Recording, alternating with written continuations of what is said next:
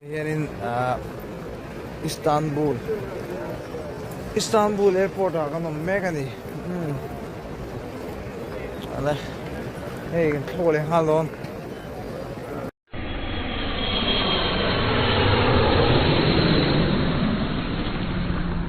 ala hey to here in Delhi airport Indira Gandhi airport नमस्कार, दिल्ली के टर्मिनल 1 में आपका स्वागत है। आपसे निवेदन है कि द्वार खुलने के बाद कृपया विंडो शेड्स बंद कर दें और एयरवेंट्स खोल दें। अगर आपकी अगली फ्लाइट दूसरे टर्मिनल से है तो कृपया साइन बोर्ड का इस्तेमाल करें। अधिक सहायता के लिए हमारे ग्राउंड टीम से संपर्क करें। दोनों टर्मिनल के बीच की दूरी 10 मिनट की है। धन्यवाद। Ladies and gentlemen, we welcome you to Delhi. Airport agano mega Moi vào em khóc đấy ole hey to here in Istanbul lorle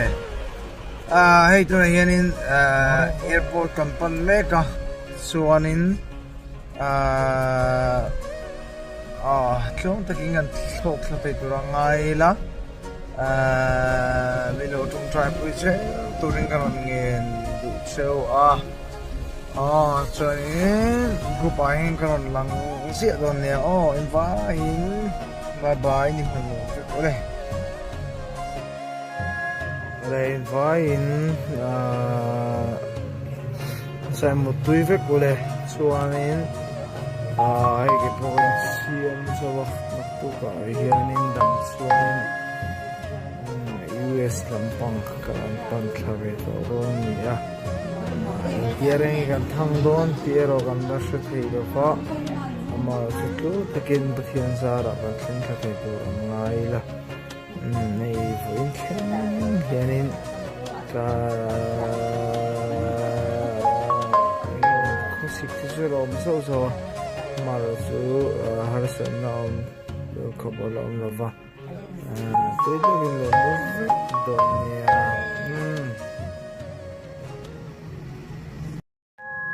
đây vài xem một túi vết của đây cho nên cái provincial so mặc tu cả hiện nên đằng cho nên US lampang kan tawngtai rồi nè tiering kan thang don tiero kan rasha theido fa